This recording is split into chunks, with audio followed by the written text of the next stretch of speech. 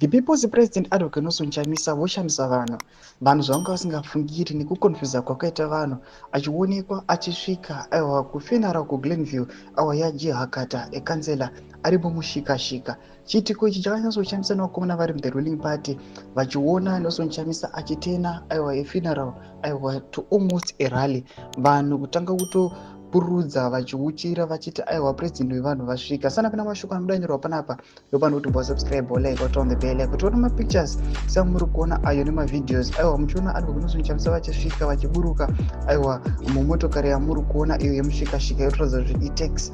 Vanyatsokuona kuti vakomana ukaona mupresident wevanhu vakusvika neetex vanyatsokuona kuti anenge achinyatsoziva mathreats kana kuti matip offs kana kublokiwa kwaangada kuitwa nevakomana the regime obuda munyogwa muchinzi. People's President Nelson Chamisa went to Glenview using public transport mushikashika.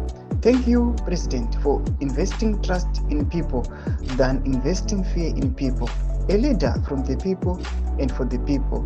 Rest in peace, Honorable G. Hakata. Mashoko anouya panapa vanhu vachinkaratidza kuti aiwa muri kubuilda trust aiwa Advocate Nelson Chamisa mumacitizens. Zvinoda kuti kana munhu uchikwanisa kuzvirijusa kuzviisa mumashoes kana kuti kuuya uchipindawo uchifesa zviri kufesa macitizens zvinyatsoratidza kuti uri munhu anobva kune vanhu, hauzi munhu anoisa fear kune vanhu. Mashoko atinoona kuti people they are thanking Advocate Nelson Chamisa show up kwavakaita vachiuya aiwa vachichema nevamwe vakarazikirwa aiwa nebeautiful soul yavo. Mburidza mafunguro enyu munoti kudii pamusoro pechiitiko ichi. Tiona Advocate Nelson Chamisa vachizadza aiwa vanhu vanyatsokucherisha, vanhu vanyatsokufara uye vachipepenuka vachivaona in their presence. Tiudze mafunguro enyu munoti kudii pamusoro pechiitiko ichi. Pinda comment section yedu, musaona subscribe, like, and turn on the bell icon.